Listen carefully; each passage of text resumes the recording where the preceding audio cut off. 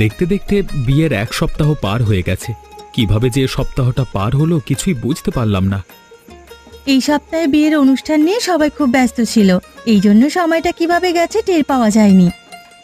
তোমার সাথে আমার কিছু গুরুত্বপূর্ণ কথা আছে। যেহেতু তুমি এই পরিবারের একজন সদস্য, তাই এ বাড়ির কিছু নিয়ম কানুন তোমাকে মেনে চলতে হবে। আমি চেষ্টা করব। নতুন পরিবেশে মানিয়ে নিতে হয়তো কিছুদিন সময় লাগবে, তবে তোমরা যেভাবে বলবে আমি সেভাবেই চলার চেষ্টা করব। আমার মা পুরনো আমলের মানুষ, সবকিছুতেই হয়তো তোমার খুঁত ধরবে, কিন্তু তুমি আমার মায়ের কথায় কিছু মনে করবে না। রান্না বান্নাও অনেক নিয়ম করে তোমাকে করতে হবে। আমার শাশুড়ি মায়ের কাছ থেকে আমি সব শিখে নেব। উনি যেমন করে রান্না করতে বলবে আমি তেমন করেই রান্না করব। আমার মা বিধবা মানুষ, তাই নিরামিষ খায়, সবসময় পরিষ্কার পরিচ্ছন্ন থাকতে পছন্দ করে। আর টিনা আমার একমাত্র ছোট বোন, এখন থেকে ওর দেখাশোনার দায়িত্ব তোমার। তোমার আচরণে কেউ যেন কোনো দিন কষ্ট না পায়।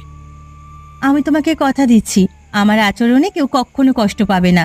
তবে না বুঝে যদি কোনো ভুল করে থাকি তাহলে তোমরা আমাকে ভুল ধরিয়ে দিও। আমি সব সময় তোমাকে সাহায্য করবার চেষ্টা করব, যাতে তুমি ভুল না করো। ভুল করলে আমার মা আবার রাগারাগি করতে পারে। তুমি আমাকে নিয়ে চিন্তা করো না, আমি সব কিছু মানিয়ে নেব। তোমাকে দেখেই আমার মনে হয়েছিল তুমিই একমাত্র সংসারের উপযুক্ত, কিন্তু আমার মা পুরনো আমলের মানুষ তো, তাই একটু ভয় করে। মাকে মানিয়ে নিতে পারলে আর কোনো চিন্তা নেই।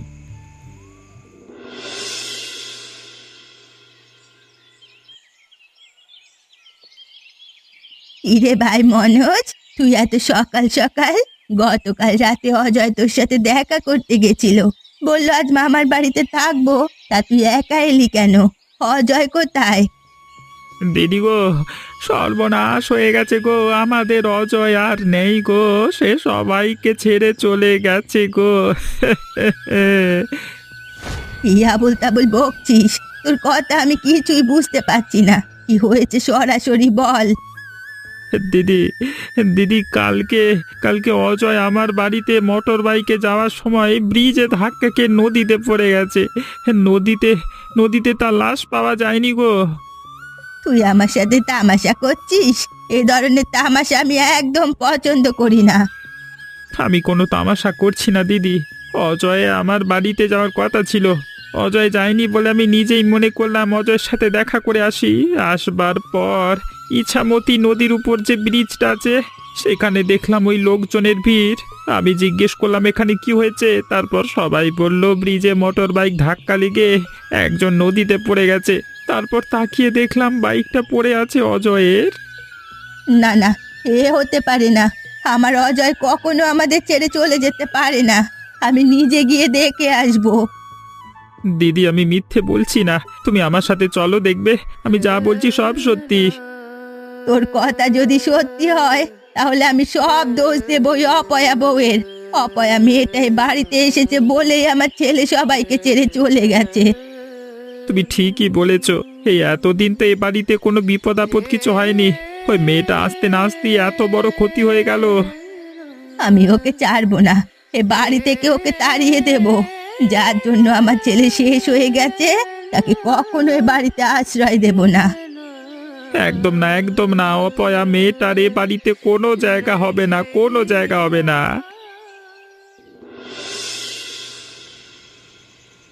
টিনা, তুমি এখনো এ বাড়িতে আছো?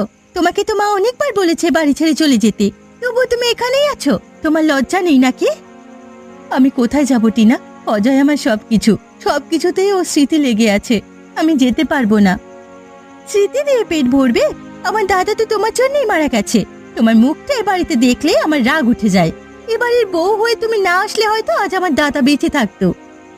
এমন কথা বলিস না টিনা, আমি কি চেয়েছিলাম এমনটা হোক? দুর্ঘটনায় একটা দুর্ঘটনা, আমার দোষ নেই এতে। আমি তো প্রতিদিন তো দাদার ফেরার অপেক্ষায় থাকি। এখনো মনে হয় দরজাটা খুলে সে এসে বলবে, লতা আমি ফিরে এসেছি। এসব নাটক বন্ধ করো, বাস্তব মানতে শেখো। আমার দাদা আর ফিরে আসবে না।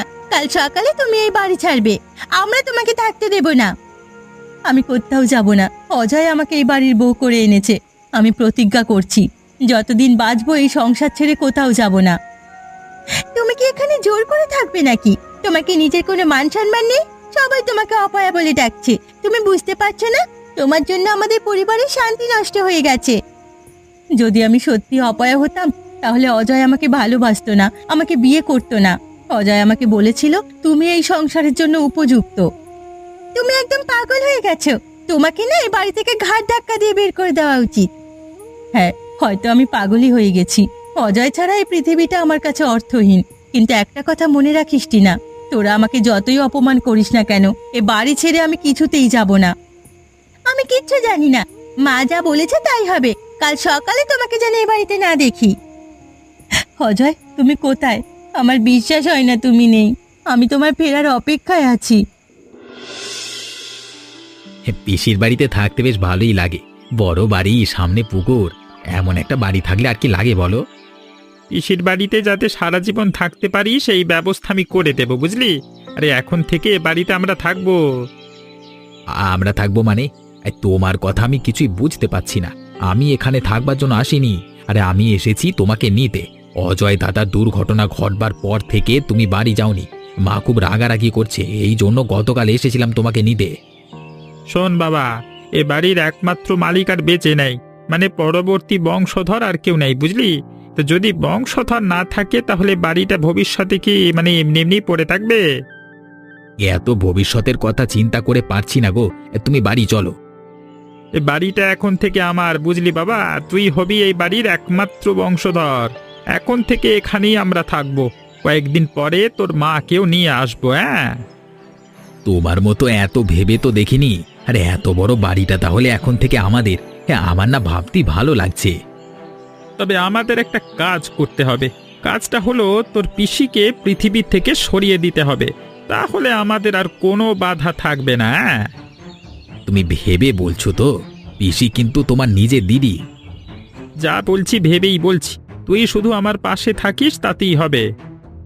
আমি তো তোমার সাথে থাকবো, কিন্তু পিসিকে শেষ করব কি করে সেটাই তো বলছো না। আগে থেকে জেনে রাখলে সুবিধা হতো না? জানিস তো, লতাকে এ বাড়ির কেউ দেখতে পারে না। আর লতা তো 3 বেলায় দিদির খাবার ঘরে দিয়ে আসে। হ্যাঁ, তা আমরা দিদির খাবারে বিষ মিশিয়ে দেব, তাহলেই সব দোষ লতার হয়ে যাবে। এক ঢিলে 2 পাখি মারা হয়ে যাবে তাহলে। হ্যাঁ, হ্যাঁ।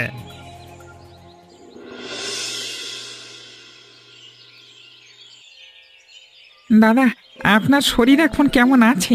আগের চেয়ে কি ভালো মনে হচ্ছে? আগের চেয়ে অনেকটা ভালো আছি, কিন্তু আমি এখানে কেন?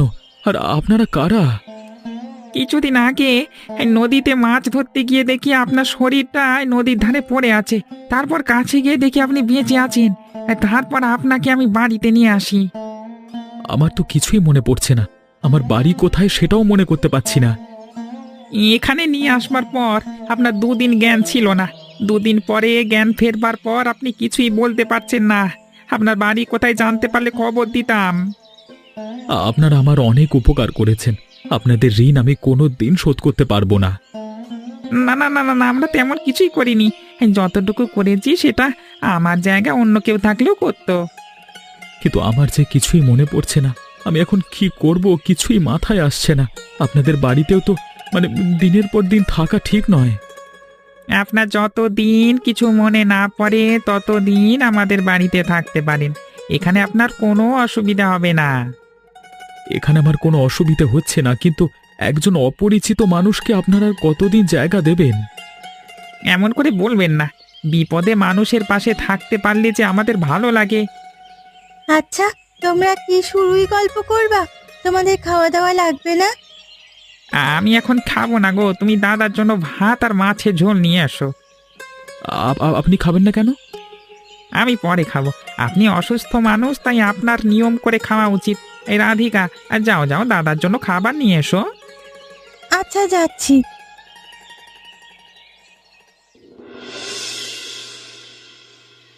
এভাবে আর চলতে পারে না। আমাদের বাড়িতে কোনো বাইরের লোক থাকতে দেব না। বাইরের লোক এ বাড়িতে থাকতে থাকতে একদিন নিজের বাড়ি বলে দাবি করবে। কি করব? অজয়ের বউ তো কোনোভাবে এ বাড়ি ছেড়ে যেতে চাইছে না। একেবারে নির্লজ্জ যাকে বলে আর কি। সেদিন রাতে কি আমি কম বলেছি? কতবার করে বললাম সকালে উঠে যেন তোমাকে না দেখি। তারপরও ওই বদমাস মহিলা এ বাড়িতেই পড়ে আছে। বলে কিনা স্বামীর স্মৃতি নিয়ে এ বাড়িতে পড়ে আছে। স্মৃতি ধুয়ে কি জল খাবে? আমার ছেলেটাকে শেষ করে দিয়ে এখন বলছে স্মৃতি নিয়ে আছি। ওর নামে থানায় খুনের অভিযোগ করা দরকার। থানায় অভিযোগ করার দরকার নেই, অভিযোগ করলে আমরা ফেঁসে যাব। আচ্ছা মামা আর দীপক দাদাকে দিয়ে ওই মহিলাকে তাড়ালে হয় না? আমি আজকেই তোর মামার সঙ্গে এ নিয়ে কথা বলবো, নিশ্চয়ই ওর একটা ব্যবস্থা করতে পারবো। মা চলেন, দুপুরে রান্না হয়ে গেছে, চলুন মা। আজকে থেকে তোর হাতের কোনো রান্না আমরা খাবো না। মা রাগ করে থাকবেন না, আমার হাতের রান্না না খেলে যে আপনাদের না খেয়ে থাকতে হবে। কেন, তুমি আসার আগে কি আমরা না খেয়ে থাকতাম নাকি? আমি আসার পর থেকে তো আপনাদের কোনো কাজ করতে দেখিনি, তাই বললাম। আমরা কাজ করি না মানে? এত বড় কথা আমার মুখের সামনে বলতে পারলে? মা আজকের দিনটা খেয়ে নিন, তারপর কাল থেকে না হয় আপনাদের ব্যবস্থা আপনারা করবেন। এখন তো দুপুরে খাওয়ার সময় হয়ে গেছে, আপনি এখন আর কখন রান্না করবেন? রান্না তো করতে হবে আমিষ আর নিরামিষ, রাঁধতে রাঁধতে অনেক সময় লাগবে। আচ্ছা মা, আজকের দিনটা খেয়ে নি, তারপর কাল থেকে দেখা যাবে কি করা যায়। আমার ছেলের খুনির হাতে রান্না খেতে আমার মন চাইছে না। আমি না খেয়ে থাকবো, কিন্তু ওর হাতে রান্না কোনোদিন খাবো না। ঠিক আছে, তাহলে আমি খেতে গেলাম।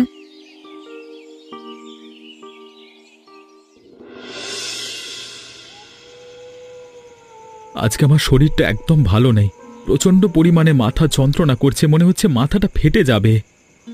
দাদা, আমার মনে হচ্ছে দুর্ঘটনায় আপনার মাথায় আঘাত লেগেছিল, যার ফলে এত মাথা যন্ত্রণা করছে। হবে হয়তো, নইলে এত মাথা যন্ত্রণা করবে কেন? মাথা যন্ত্রণা করা ঔষধ তো খেয়েছি, তারপরও কাজ হচ্ছে না। আপনাকে বড় ডাক্তারের কাছে নিয়ে যেতে হবে, ডাক্তার না দেখালে বড় ধরনের সমস্যা হতে পারে। যার কোনো পরিবার নেই তাকে আবার ডাক্তার দেখিয়ে কি হবে? আমি কোনো ডাক্তার দেখাতে চাই না। এমনি আপনারা আমার জন্য অনেক করেছেন, আর কত করবেন। একদিন নিশ্চয়ই আপনার সব কথা মনে পড়বে। আপনাকে দেখে মনে হয় আপনি কোনো বড় ঘরের ছেলে। আমার তো কিছুই মনে পড়ে না, মাঝে মাঝে চোখের সামনে ঝাপসা একটা বাড়ি ভেসে ওঠে, এছাড়া আমি আর কিছুই দেখি না। আপনার পরিবারে কে কে ছিল একটু কষ্ট করে মনে করবার চেষ্টা করে দেখতে পারেন, তারা হয়তো আপনার পথ পানে চেয়ে আছে। তারা কি আমার পথ চেয়ে থাকবে? তারা হয়তো ভেবেই নিয়েছে আমি মারা গেছি। আপনি এসব কি বলছেন দাদা? এসব কথা মুখে আনবেন না। জানেন, আমি যখন কিছু মনে করবার চেষ্টা করি তখন আমার মাথা ব্যথা আরো বেশি করে হয়। তাহলে আপনাকে কিছু মনে করবার দরকার নেই। কিন্তু আমি আর এখানে কতদিন থাকবো? আপনাদের ঘাড়ের উপর বোঝা হয়ে থাকতে যে আমার খুব খারাপ লাগে। আপনি একদম এসব কথা ভাববেন না, আপনাকে আমরা কখনো বোঝা মনে করি না। আপনি আমাদের পরিবারের সদস্য হয়ে গেছেন। আপনি আমার একটা কাজের ব্যবস্থা করে দিতে পারবেন? আমার না আর বসে থাকতে ভালো লাগছে না।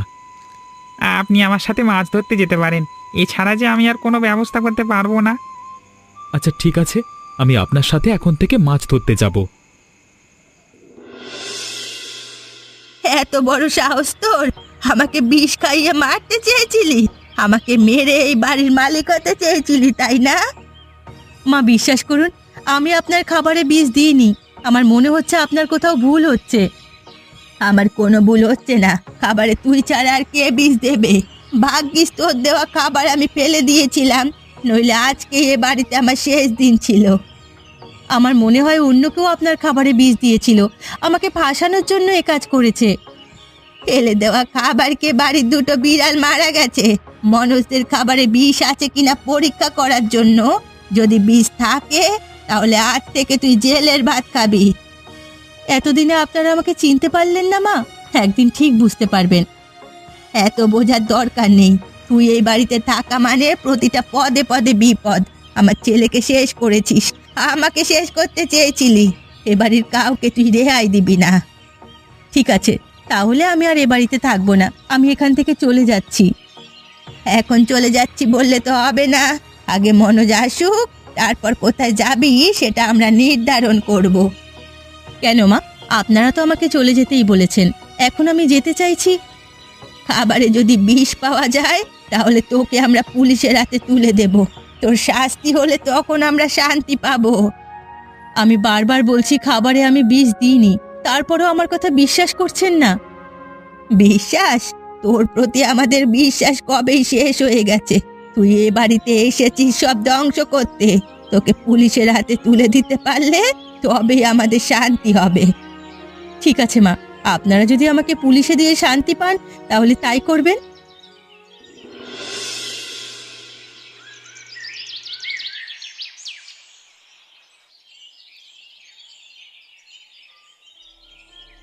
এ অজয়, তুই এখানে মাছ কুড়াচ্ছিস কেন? আমি এদিক দিয়ে ইছামতি নদীতে মাছ ধরতে যাচ্ছিলাম, তারপর দেখলাম এই পুকুরে জল নেই, কিন্তু জ্যান্ত মাছ ছটফট করছে। এটা দেখে আমি তাড়াতাড়ি এই পুকুরে নামি মাছগুলো ঝুড়িতে ভরতে থাকি, কিন্তু আমি আপনাকে তো চিনতে পারলাম না। এই বেবি কি পড়ছিস? আমি চিনতে পারছি না। তুই না অজয় রে।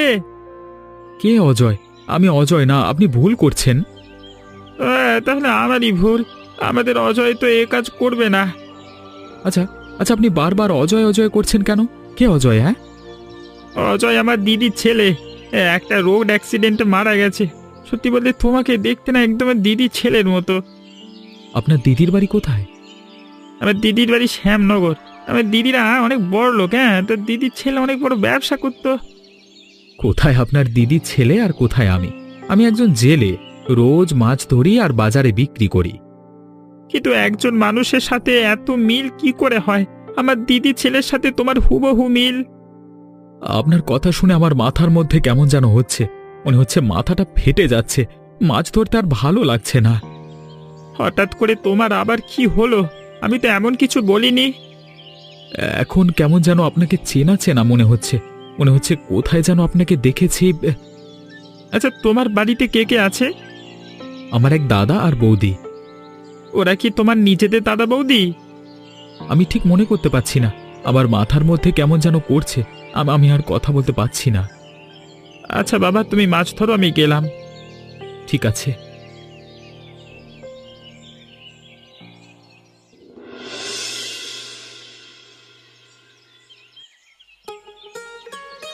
পিসি, একা একা বসে কি করছো? আরে বয়স হয়ে গেলে কথা বলবার মানুষ থাকে না। কথা বলার মানুষ থাকবে না কেন? তোরা তো আছিস। আরে তোমার ছেলের বউকে জেলে দেবার পর এ বাড়িতে ঠিক মতো খাওয়া পাওয়া যায় না। তা পিসি, তুমি সারাদিন বসে না থেকে রান্না বান্না তো করতে পারো। কি বললি তুই? আমি রান্না করব? তুই জানিস না আমি আমিষ ছুঁয়ে দেখি না। আচ্ছা, অজয় দাদার বিয়ের আগে এ বাড়িতে রান্না কে করতো? রান্না করার লোক ছিল, সে নিয়মিত রান্না করে দিত। তবে আমার রান্না আমি নিজে করতাম। লতা আসার পর থেকে সবার জন্য রান্না করত। ভেবেছিলাম তোমার বাড়িতে শান্তিতে থাকবো, কিন্তু ঠিক মতো খাওয়া না হলে কি শান্তিতে থাকা যায়? একটা কাজ করি, তোকে দেখে শুনে একটা বিয়ে দি, তাহলে তোর বউ এসে বাড়ির দায়িত্ব নিতে পারবে। তা তোমরা যদি মনে করো আমাকে বিয়ে দেবে তাহলে দিতে পারো, তবে খুব বেশি দেরি করো না। বিয়ে বললেই কি বিয়ে দেওয়া যায় নাকি? দেখে শুনে ভালো ঘরের মেয়ে নিয়ে আসতে হবে। লতার মতো হলে সারা জীবন জ্বলে পুড়ে মরতে হবে। আচ্ছা পিসি, এ বয়সে তুমি তো আশ্রমে চলে যেতে পারো। আশ্রমে গেলে তুমি অনেক ভালো থাকবে। আমি আশ্রমে থাকবো কেন? আমার এত বড় বাড়ি থাকতে আমি আশ্রমে যাব? আমার কি মাথা খারাপ হয়ে গেছে নাকি? না মানে তোমার বয়স হয়ে গেছে তো তাই বললাম আর কি। তাছাড়া তোমার সাথে কথা বলবার তো কেউ নেই। কথা বলার কেউ নেই মানে? আমার মেয়ে রয়েছে। হঠাৎ করে তোর এসব বলার কারণ আমি ঠিক বুঝতে পারলাম না। এমনি বলছিলাম, আমার কথায় তুমি কিছু মনে করো না। আমি কিছু মনে করিনি, তবে এখন থেকে যা বলার ভেবে চিনতে বলবি। ঠিক আছে ঠিক আছে, বলবো বলবো বলবো। দাদা, আমার মনে হচ্ছে আপনার কাজ করতে অনেক কষ্ট হয়। আপনাকে আর কাজ করতে হবে না। হ্যাঁ দাদা, আপনি আর কাজ করবেন না। আপনার হয়তো কাজ করার অভ্যেস নেই। আমার না শুধু শুধু বসে থাকতে ভালো লাগছে না, জানো তো। নিজের কাছে কেমন যেন খারাপ লাগছে। মনে হয় আমি আপনাদের উপর বোঝা হয়ে আছি। দাদা, এমন কথা আর কখনো বলবেন না। আপনাকে আমরা নিজে দাদা মনে করি। কিন্তু বোন, কাজ যে আমাকে করতেই হবে। কাজ না করলে আমি ভালো থাকবো না। যে আপনি করতে পারেন, কিন্তু বেশি কষ্ট করবেন না দাদা। আপনাকে আর এক টুকরো মাছ দেব? মাছের ঝোলটা খেতে খুব মজার হয়েছে। আমার কেমন যেন মনে হচ্ছে এমন করে কেউ আমাকে রেঁধে খাওয়াতো যদি, তাহলে। জানেন দাদা, আপনি সেদিন শুকনো পুকুর থেকে যে জ্যান্ত মাছগুলো ধরে এনেছিলেন, সেগুলো বাজারে অনেক টাকায় আমি বিক্রি করেছি। একদিনে এত টাকার মাছ আমি আগে কখনো বিক্রি করিনি। আমি চাইছি টাকাগুলো আপনাকে দিয়ে দেব। না না, আমাকে দেবেন কেন? আমি টাকা নেব না। আপনি টাকাগুলো সংসার খরচ করবেন। আপনাদের একটা কথা বলতেই তো ভুলে গেছি। ওই দিন একটা লোক এসে আমাকে বলছিল আমি নাকি তার দিদি ছেলের মতো দেখতে। আপনি লোকটার নাম ঠিকানা বলতে পারেন? আমি খোঁজ নিয়ে দেখতাম সত্যি লোকটা আপনার কেউ হয় কিনা। আপনি ঠিকই বলেছেন, কিন্তু তখন আমার মাথার মধ্যে কেমন যেন হচ্ছিল তো, তাই জিজ্ঞেস করতে পারিনি। আচ্ছা, এবার যদি কখনো ওনার সাথে দেখা হয় তাহলে নাম ঠিকানা জেনে নেবে না? আচ্ছা আচ্ছা, নেব নেব, হ্যাঁ। বাবা, আমরা তো কিছুই করতে পারলাম না। এদিকে অজয় দাদার বউকে জেলে পাঠিয়ে আমরা আরো বিপদে পড়ে গেছি। অজয় দাদার বউকে ফিরিয়ে নিয়ে আসবার ব্যবস্থা করো। তুই কি পাগল হয়ে গেছিস নাকি? সেদিন খাবারে তো সত্যি সত্যি বিষ ছিল। লতাকে ছাড়িয়ে নিয়ে আসলে তো আমরা ফেঁসে যাব। আরে পিসি রান্না করে না। ওদিকে টিনা ইচ্ছে হলে রান্না করে, না হলে করে না। এও তোর না খেতে হয় না। এবারে একটা দারুণ বুদ্ধি করেছি, বুঝলি? দেখবি এবার আমরা সফল হবই হব। তোমার বুদ্ধি আর কাজে লাগবে বলে মনে হয় না। তুমি আগে একটা বুদ্ধি করেছিলে, সেটাও কাজে লাগেনি। সেদিন পিসি আমাকে কি বলেছিল জানো? তোর পিসি কি বলেছিল? আমাকে বলে কিনা বিয়ে করতে। ভালোই তো বলেছে। আরে তোকে আমি টিনার সাথে বিয়ে দেব, ভেবে দেখ, তাহলে সবকিছু তোর হয়ে যাবে। পিসি কোনোদিন মেনে নেবে না। তোর পিসিকে রাতে বালিশ চাপা দিয়ে মারবো, তাহলে তো টিনা একা হয়ে যাবে। টিনা তখন আমাদের কথা শুনতে বাধ্য হবে। ঠিক আছে, তুমি যা ভালো মনে করো তাই করো, তবে ধরা পড়ো না জানো। আরে না না, আমি আমি আমি ধরা পড়বো না। আচ্ছা মা, আমরা কোনো ভুল করিনি তো? বৌদি কি সত্যি খাবারে বিষ দিয়েছিল? তোর বৌদি যদি বিষ না দেয় তাহলে কে দেবে? আজকাল মামা আর দীপক দাদাকে তেমন সুবিধের মনে হয় না। সে কবে থেকে আমাদের বাড়িতে পড়ে আছে, যাওয়ার কোনো নামই নেই। সারা জীবন কি আমাদের বাড়িতেই থাকবে নাকি? ওরা আমাদের বাড়িতে থাকলে অসুবিধে কোথায়? এত বড় বাড়িতে থাকার লোক নেই, ওরা আছে বলে বাড়িটা ফাঁকা ফাঁকা লাগে না। সে তুমি যাই বলো না কেন, আমার না ওদের কেমন যেন একটা লাগে। মনে হয় কোনো ধান্দা এ বাড়িতে আছে। তুই এসব কি বলছিস? আমার ভাই কেন এমন হতে যাবে? আমার ধারণা ভুল হলেই ভালো। তুই শুধু শুধু আমার ভাইকে নিয়ে চিন্তা করছিস। ওদের নিয়ে একদম বাজে চিন্তা করবি না। আমাদের এত বড় বিপদে ওরাই তো পাশে এসে দাঁড়িয়েছে। কি জানি, সারাদিন খাওয়া আর ঘোরাঘুরি ছাড়া ওদের কোনো কাজ নেই। বাবা ছেলে মিলে যে এতদিন ধরে বসে খাচ্ছে, কই একটা পয়সাও তো সংসারের পিছনে খরচ করেনি। ওরা খরচ করতে যাবে কেন? আমাদের কি কম আছে নাকি? বসে বসে খেলে রাজার ধনে শেষ হয়ে যায় মা। আর একটা কথা, আমাদের কিন্তু বাড়তি কোনো আয় নেই। জমানো টাকা আমরা খরচ করছি। তুই অবশ্য ঠিকই বলেছিস। সত্যি বলতে এত কিছু তো ভেবে দেখিনি। আচ্ছা, আমি তাহলে ওদেরকে বাড়ি চলে যেতে বলবো। তবে এমন ভাবে বলবি যাতে আবার কিছু মনে না করে। না না, আমি ভালো করে বোঝালে নিশ্চয়ই বুঝবে। আমাদের আরেকটা বিষয় প্রমাণ করতে হবে, সেটা হলো বৌদি সত্যি খাবারে বিষ দিয়েছিল কিনা। আচ্ছা, তোর হঠাৎ এসব মনে হচ্ছে কেন? মাঝে মাঝে মামা আর দীপক দাদা আমাদের বাড়ির সম্পত্তি নিয়ে কথা বলে। আমাদের সম্পত্তি নিয়ে ওরা কেন কথা বলে আমি ঠিক বুঝি না। এখন থেকে ওদের মতি গতি আমাদের নজরে রাখতে হবে।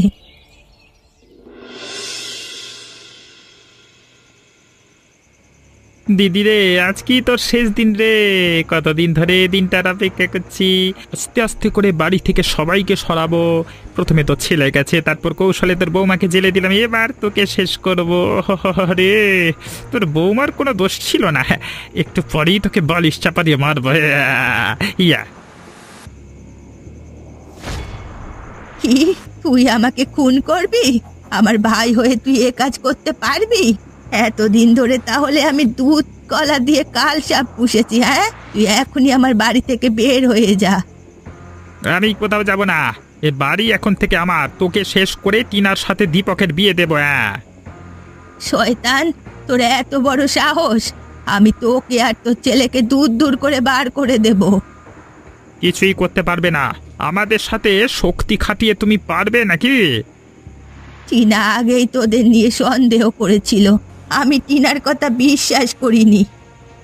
আমরা কি আর এমনি এমনি এ বাড়িতে পড়ে আছি নাকি? তোরা তো বোকা, তাই ভালো মানুষ আর খারাপ মানুষ চিনতে ভুল করিস।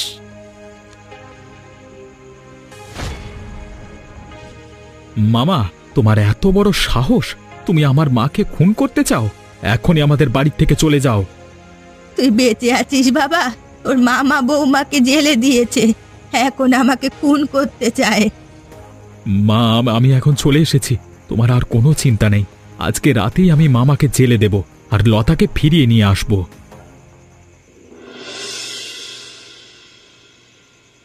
তুমি বেঁচে আছো, কিন্তু এতদিন কোথায় ছিলে? তোমাকে ছাড়া আমরা কত কষ্টে ছিলাম সেটা কি তুমি জানো? আমি সব বুঝতে পারছি, কিন্তু আমার করবার কিচ্ছু ছিল না। আমাকে এক জেলে দাদা নদীর ধারে কুড়িয়ে পেয়েছিল। তারপর উনি আর ওনার স্ত্রী মিলে আমাকে সেবা করে সুস্থ করে তোলে, কিন্তু আমি আমার আগের ঘটনা সব ভুলে গেছিলাম। এখন থেকে তুমি সাবধানে চলাফেরা করবে, আর আমাদের ছেড়ে কোথাও যাবে না। তুমি ছাড়া এই পরিবার একেবারে অচল। মামা আর দীপক মিলে এই পরিবারকে ঠকিয়েছে। আমি যদি ঠিক সময় মতো না ফিরতাম, তাহলে হয়তো আমার মাকে আর দেখতে পেতাম না। তোমার সব কথা কবে মনে পড়েছিল? একদিন মামার সাথে আমার দেখা হয়েছিল। মামা আমাকে দেখে চিনতে পেরেছিল, কিন্তু আমি মামাকে চিনতে পারিনি। মামা হয়তো ভেবেছিল আমি বেঁচে নেই এবং আমি অন্য কেউ। যদি মামা নিশ্চিত হতো আমি অজয়, তাহলে আমাকে খুন করবার পরিকল্পনা করত। যা হওয়ার হয়ে গেছে, আমাদের আর পিছনের কথা মনে করে লাভ নেই। একদম। এখন থেকে আমরা সুখে শান্তিতে একে অপরের পাশে থেকে জীবন অতিবাহিত করব। এমনই মজার মজার গল্প দেখতে আমাদের চ্যানেলটিকে সাবস্ক্রাইব করতে ভুলবেন না।